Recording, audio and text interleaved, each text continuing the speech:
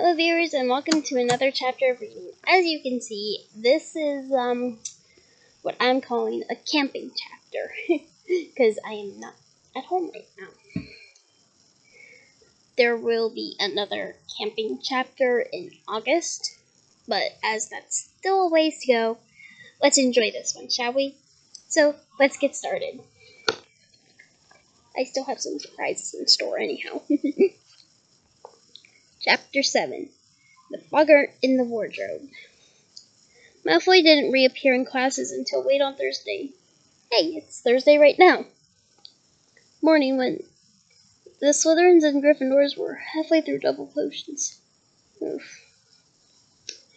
He swaggered into the dungeon, his right arm covered in bandages and bound up in a sling, acting, in Harry's opinion, as though he were the heroic survivor of some dreadful battle. "How is it, Draco?" simpered Pansy Parkinson. "Does it hurt much?" "Yeah," said Malfoy, putting on a brave sort of grimace. But Harry saw him wink at Crabbe and Goyle when Pansy had looked away. "Settle down, settle down," said Professor Snape idly.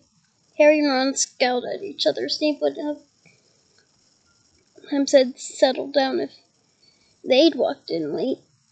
He had given them detention, but Malfoy had always been able to get away with anything in Snape's classes. Snape was head of Slytherin House, and generally favored his own students above all others. Which is ridiculous. No pun intended just yet. But how fitting for the chapter. They were making a new potion today, a shrinking solution.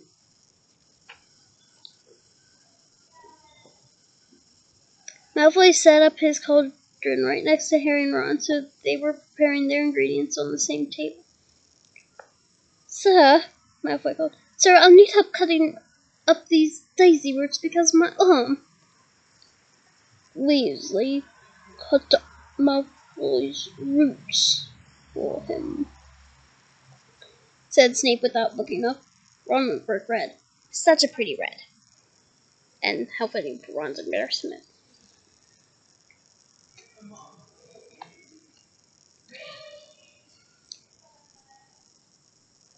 "There's nothing wrong with your arm," he hissed at Malfoy.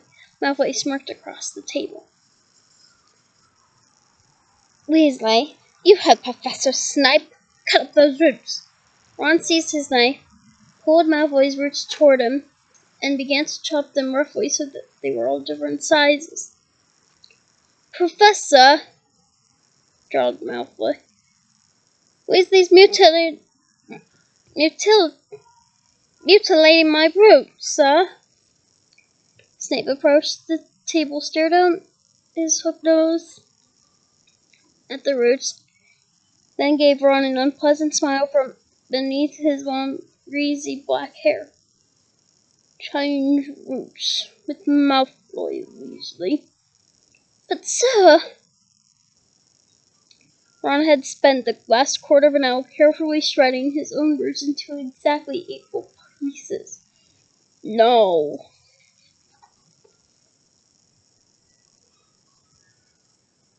said Snape in his most dangerous voice. Ron shoved his own beautifully cut roots across the table at Malfoy, then took up the knife again. "And, sir, I'll need this shriveled fig skinned," said Malfoy, his face full of malicious laughter. "Potter, you can skin Malfoy's shriveled fig," said Snape, giving Harry the look of loathing he always reserved just for him. Harry took Malfoy's shriveled fig as Ron began to repair the damage to the roots he now had to use. Harry skinned the shriveled fig as fast as he could and flung it back across the table at Malfoy without speaking. Malfoy was smirking more broadly than ever. "Seen your pal Hagrid lately?" he asked them quietly. "None of your business," said Ron jerkily without looking up. I'm afraid he won't be a teacher much longer, said Malfoy in a tone of mock sorrow. Father's not very happy about my injury. Keep talking, Malfoy, and I'll give you a real injury, snarled Ron. Yeah, same here, honestly. He's complained to the school governors.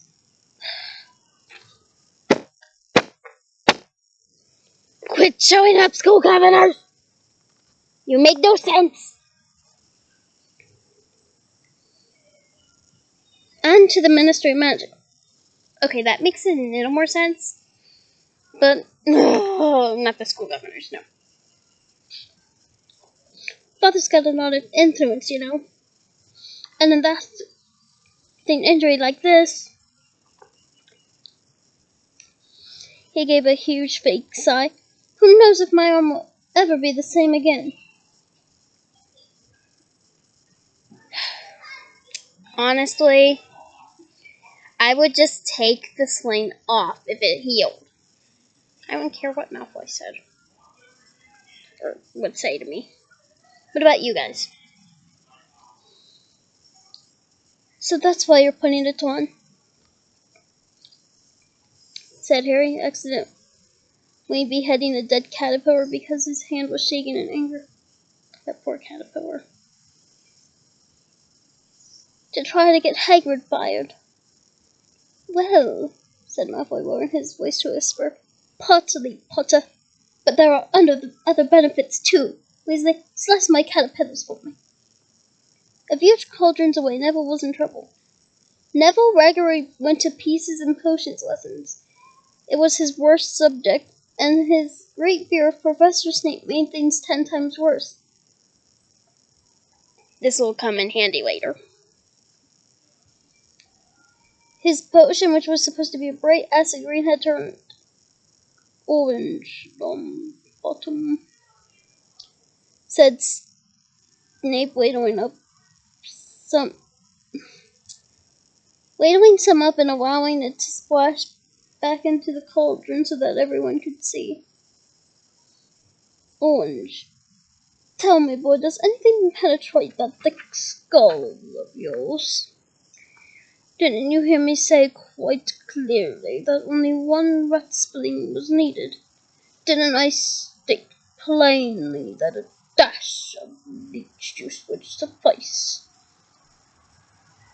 What do I have to do to make you understand, Longbottom?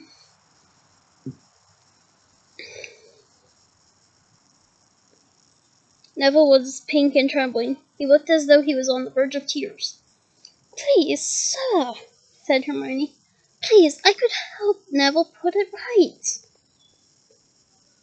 I don't remember asking you to show off, Miss Granger, said Snape coldly, and Neville went as pink as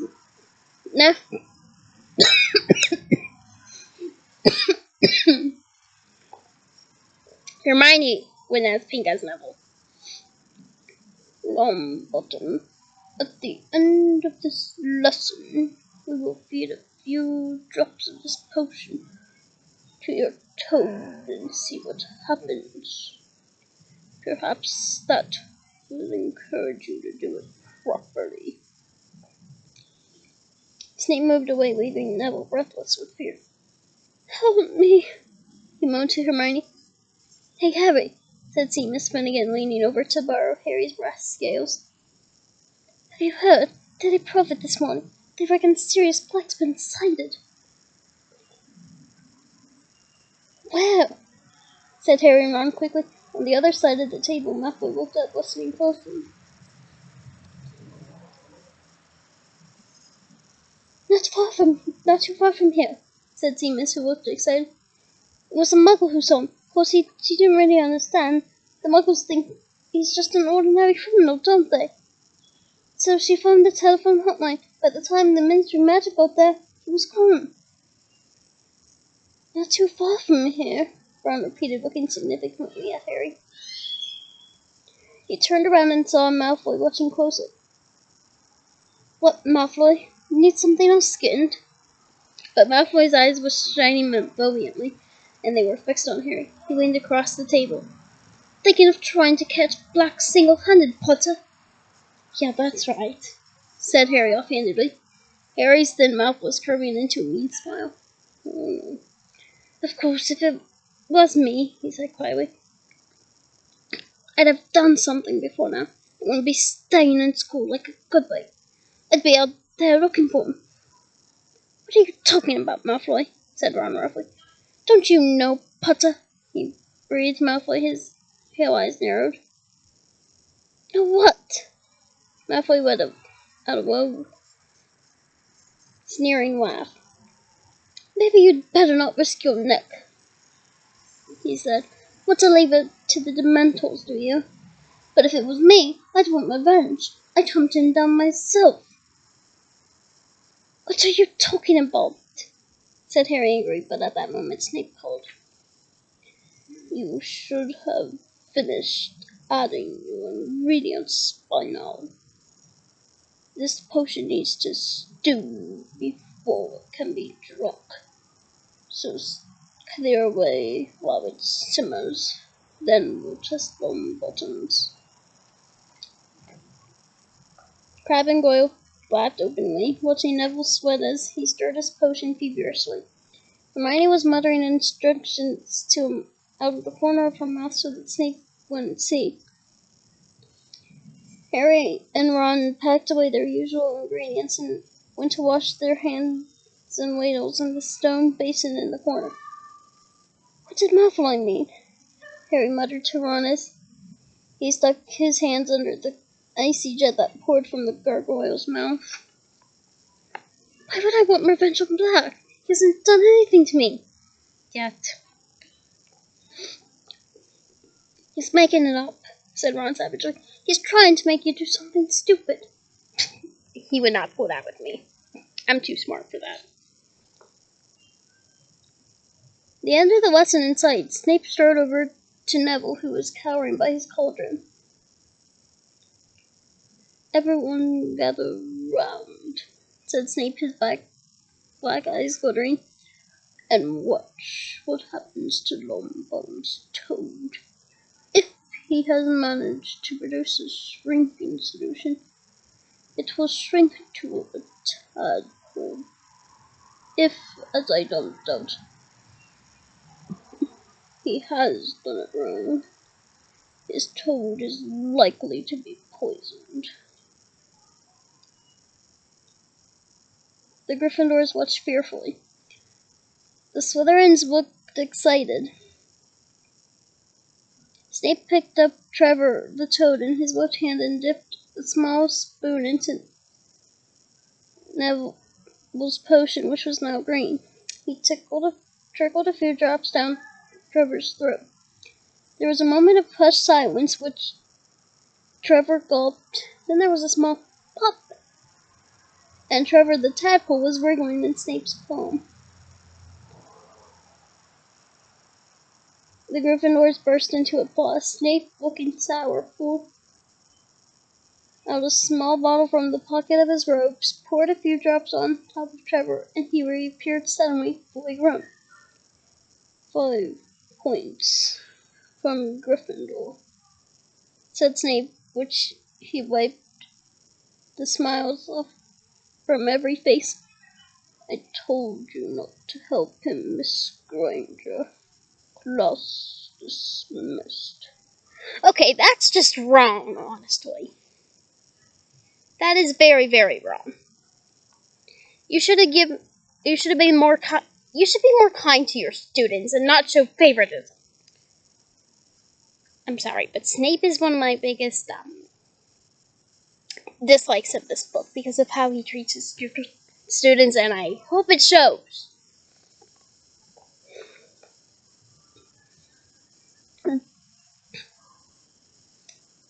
Harry, Ron, and Hermione climbed the steps to the entrance hall. Harry was still thinking about what Malfoy had said, while Ron was seething about Snape. 5 points from Gryffindor because the potion was all right. Why didn't you lie, Hermione? You should have said Neville did it by himself. Hermione didn't answer. Ron looked around. Where is she? Harry turned too. They were at the top of the steps now, watching the rest of the class pass them. headed for the Great Hall and lunch. She was right behind us, said Ron, frowning. Malfoy passed them, walking between Crabbe and Goyle. He smirked at Harry and disappeared.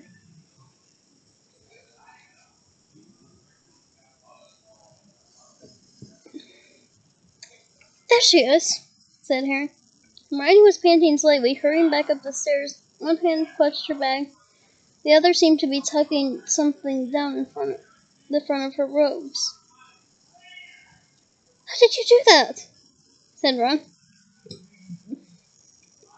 What? Said Hermione, joining them. One minute you were right behind us, the next moment you were back at the bottom of the stairs again. What? Hermione looked slightly confused. Oh, I had to go back for something. Oh no. A seam had split on Hermione's bag. Harry wasn't surprised.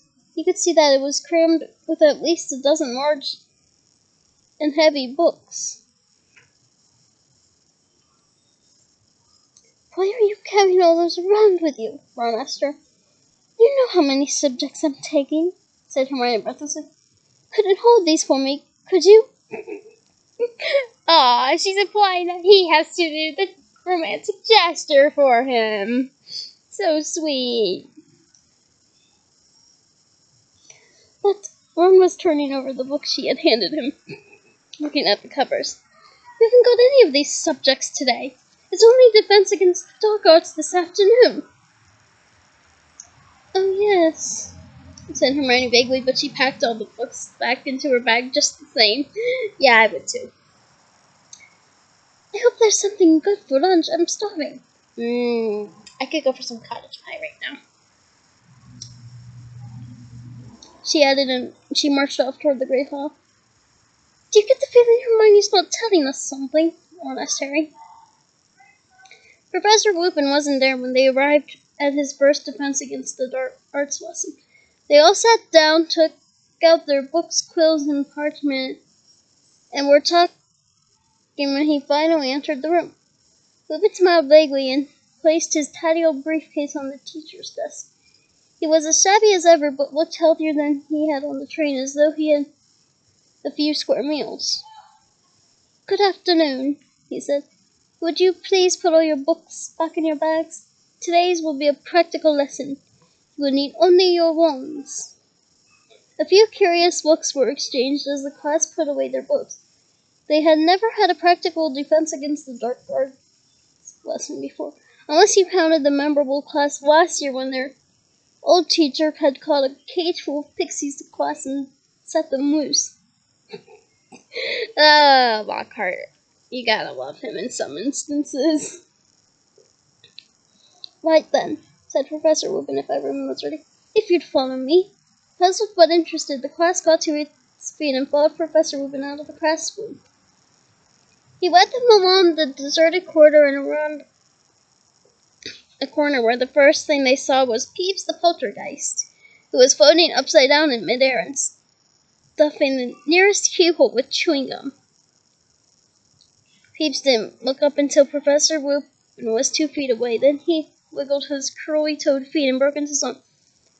Loony loopy Lupin, Peeves sang. Loony loopy Lupin, loony loopy Lupin. Rude and unmanageable as he almost always was, Peeves showed some respect toward the teachers. Everyone looked quickly at Professor Lupin to see how he would take this. To their surprise, he was still smiling. I'd take that gum out of the keyhole if I were you, Peeves, he said pleasantly. Mr. Filch won't be able to get into his rooms.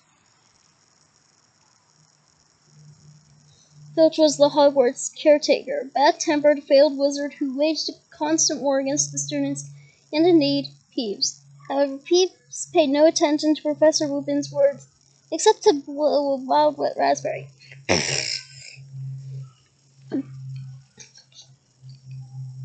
Professor Lupin gave a small sigh and took out his wand. This is a useful little spell, he told the class over his shoulder. Please watch closely. He raised the wand to shoulder height and said, What he was see? And pointed it at Peeves. With the force of a bullet, the wad of chewing gum shot out of the keyhole and straight down Peeves' left nostril. He whirled up right and zoomed away, cursing. "Cool, sir," said Dean Thomas in amazement. "Thank you, Dean," said Professor Lupin, putting his wand away again. "Shall we proceed?" They set off again, the class looking at shabby Professor Lupin with increased respect. He led them down a second corridor and stopped right outside the staff room door. "Inside, please," said Professor Lupin, opening and standing the back. The staff room, a long paneled room full of old mismatched chairs, was empty except for one teacher. Professor Snape was sitting in a low-armed chair, and he looked as round as the class filed in. His eyes were glittering, and there was a nasty sneer point around his mouth. As Professor Lupin came in and made to close the door behind him, Snape said, "Leave it open, Lupin. I'd rather not witness this." He got to his feet and strode past the class, his black robes billowing behind him. At the doorway, he turned his heel and said, "Possibly no one's warned you, Lupin, but this class contains Neville Longbottom. I would advise you not to entrust him with anything difficult. Not unless Miss Granger is hissing instructions in his ear." Neville went scarlet. Harry glared at Snape. It was bad enough that he bullied Neville in his own classes, let alone doing it in front of the other teachers. Yeah, I'm with Harry on that one. That is immensely horrible. Professor Lupin had raised his eyebrows. "I was hoping that Neville would assist me with the first stage of the operation," he said, "and I am sure he will perform it admirably." Neville's face went, if possible, even redder. Snape's lip curled, but he left, shutting the door with a snap. "Now then," said Professor Lupin, beckoning the class toward the end of the room where there's nothing but an old wardrobe, where the teachers kept their spare robes. That'd be kind of handy in real life. As Professor Lupin to stand next to it, the wardrobe gave a sudden wobble, banging off the wall. "Nothing to worry about," said Professor Lupin calmly, because a few people had jumped backwards in alarm. "There's a boggart in there. Most people seem to feel that this was something to worry about." Neville gave Professor Lupin a look of pure terror, and Seamus Finnegan eyed the now rattling doorknob apprehensively. "Boggarts like dog-enclosed spaces," said Professor Lupin. "Wardrobes that gap beneath beds, the cupboards under sinks. I once met one that had lodged itself in a grandfather clock. This one moved in yesterday afternoon, and I asked the headmaster if the staff would leave it to give my third year some practice. So the first question we must ask ourselves is, what is a boggart?" Hermione put up her hand. "It's the shapeshifter," she said. "It can take the shape of whatever it thinks it'll frighten us most." "Couldn't have put it better myself," said Professor Lupin, and Hermione glowed. "So the boggart sitting in the darkness within has not yet assumed a form. He does not know what will frighten the person on the other side of the door. Nobody knows what a boggart looks like when he is alone, but when I let him out, he will immediately become whatever each of us most fears." "This means," said Professor Lupin, choosing to ignore Neville's small sputter of hair, "that we have a huge advantage over the boggart before we begin. Have you spotted it, Harry?" Trying to answer a question with Hermione next to him. Yeah. Bobbing up and down on the halls of her feet with her hand in the air was very off-putting, but Harry had to go. because there are so many of us, it won't know what shape it should be? Precisely, said Professor Lupin, and Hermione put her hand down, looking a little disappointed. It's always best to have company when you're dealing with a boggart. This becomes important in a later book. He becomes confused. Which should he become? A headless corpse or a flesh-eating slug? I once saw a boggart make that very mistake. Tried to frighten two people at once and turned himself half a slug. Not remotely frightening. The charm that repels a boggart is simple, yet it requires force of mind. You see, the thing that really finishes a boggart is laughter. What you need to do is force it to assume a shape that you find amusing. We will practice without this charm without our wands first. Repeat after me, please. Ridiculous! Ridiculous! Said the class together. Good, said Professor Lupin. Very good. But that was the easy part, I'm afraid. You see, the word alone is not enough. And this is where you come in, Neville. The wardrobe shook again, though not as much as Neville. He walked forward as though he were heading for the gallows. Right, Neville, said Professor Lupin. First things first. What would you say is the thing that frightens you most in the world? Neville's lips moved, but no noise came out. Didn't catch that, Neville. Sorry, said Professor Lupin cheerfully. Neville looked around rather wildly, as though begging someone to help him. Then said barely in more than a whisper, Professor Snipe. Nearly everyone laughed. Even Neville grinned apologetically. Professor Lupin looked thoughtful. Professor Snipe? Neville, I believe you live with your grandmother. Yes. But I don't want the boggart to turn into her either. No, you misunderstand me, said Professor Lupin, now smiling. I wonder, could you tell us what sort of clothes your grandmother usually wears? Neville looked startled, but said, well, always the same hat, a tall one with a stuffed vulture on top. And a long dress, green normally, and sometimes a fox fur scarf. And a handbag? Prompted Professor Lupin. A big red one, said Neville. Right then, said Professor Lupin. Can you picture those clothes very clearly, Neville? Can you see them in your mind's eye? Yes, said Neville, uncertainly, plainly wondering what was coming next. When the boggart bursts out of this wardrobe, Neville, and sees you, it will assume the form of Professor Snape, said Lupin. Then you will raise your wand, thus, and cry ridiculous, and concentrate hard on your grandmother's toast. If all goes well, Professor Boggart Snape will be forced into that vulture-topped hat, that green dress, and that big red handbag. There was a great shout of laughter. The wardrobe wobbled more violently. If Neville is successful, the boggart is likely to shift his attention to each of us in turn. I would like all of you to take a moment now to think of the thing that scares you most and imagine how you might force it to look comical. The room went quiet. Harry thought, what scared him most in this world? His first thought was Lord Voldemort.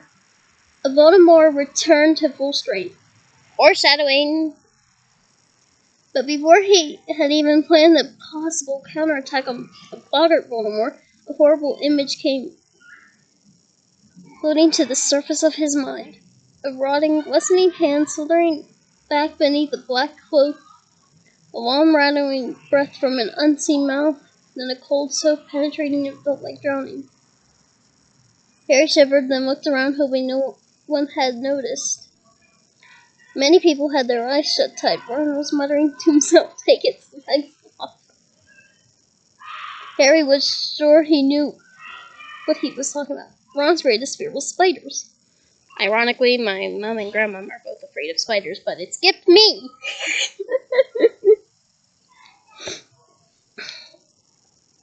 Everyone ready?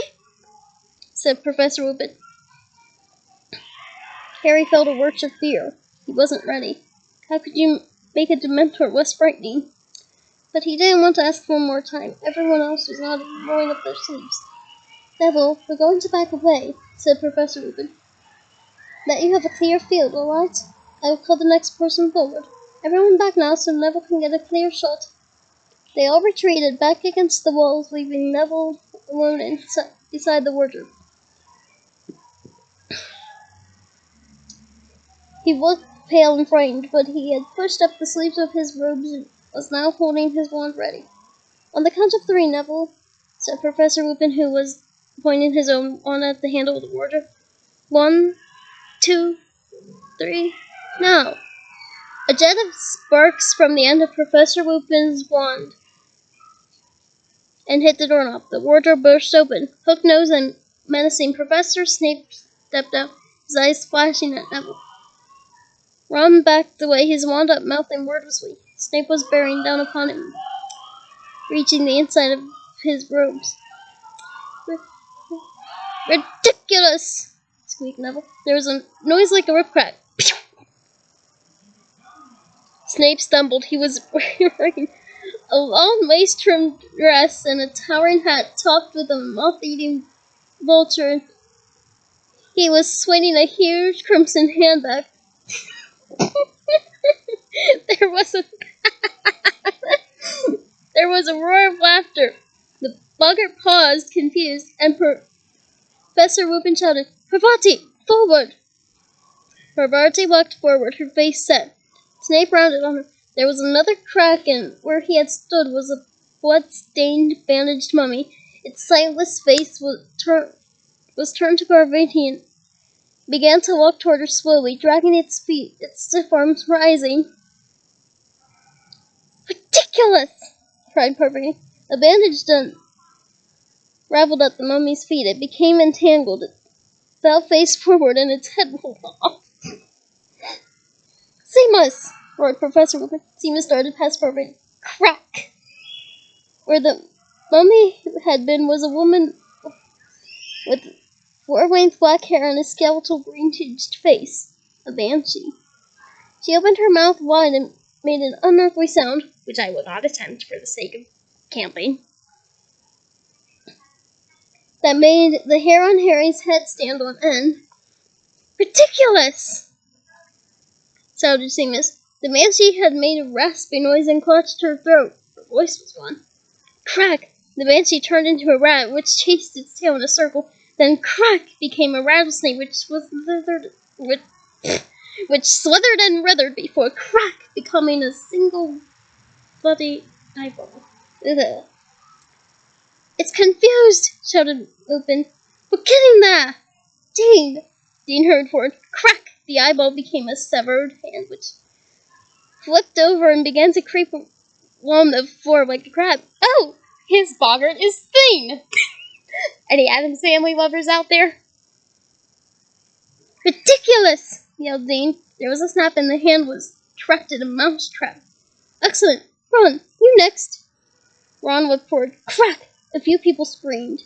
A giant spider 6 feet tall and covered in hair was advancing at Ron, clicking its pincers menacingly. For a moment, Harry thought Ron had frozen.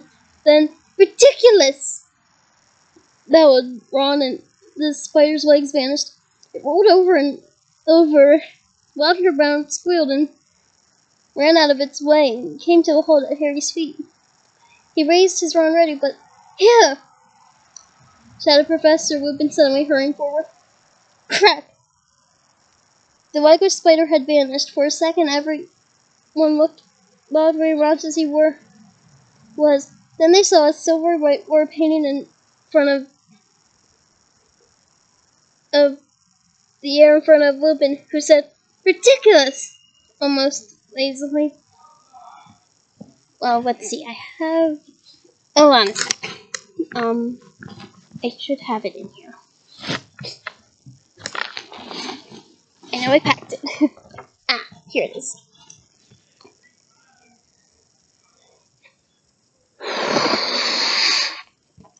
There's the pale yellow but attempted boggart.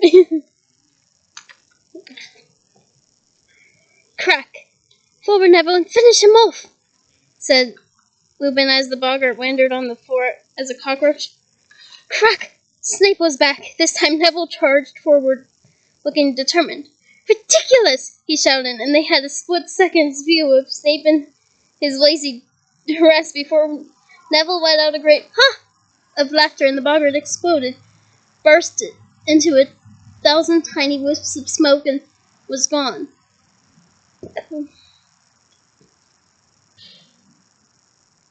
Excellent! Cried Professor Lupin as the class broke into applause. Excellent, Neville. Well done, everyone. Let me see. 5 points to Gryffindor for every person to tackle the boggart. 10 for Neville because he did it twice. And 5 each to Hermione and Harry. But I didn't do anything, said Harry. You and Hermione answered my questions correctly at the start of the class, Harry, said Lupin lightly. Very well, everyone. An excellent lesson. Homework. Kindly read the chapter on boggarts and summarize it for me. To be handed on Monday. That will be all. Talking excitedly, the class left the staff room. Harry, however, wasn't feeling cheerful. Professor Lupin had deliberately stopped him from tackling the boggart. Why? Was it because he'd seen Harry collapse on the train and thought he wasn't up to much? Had he thought Harry would pass out again? But no one else seemed to have noticed anything.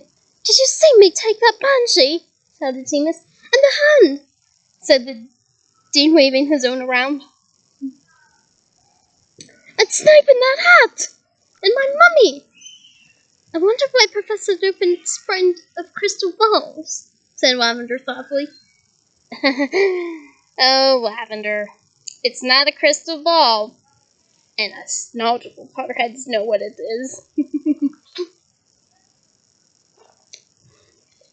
Said Lavender thoughtfully. That was the best defense against the dog-goss lesson we've ever had, wasn't it? Said Ron excitedly as they made their way back to the classroom to get their bags. He seems like a very good teacher, said Hermione approvingly. But I wish I could have had a turn with the bog. What would have been for you? Said Ron, snickering. A piece of homework that only got 9 out of 10. A mixture of foreshadowing and close. Hermione's boggart is actually a failing grade. And that is the end of this chapter. I'm glad it didn't take longer than an hour. But I know that's not the end of the hour-long chapters. So, with this said, bye! And I hope you enjoyed it, because, as mentioned when we started, this is a camping chapter.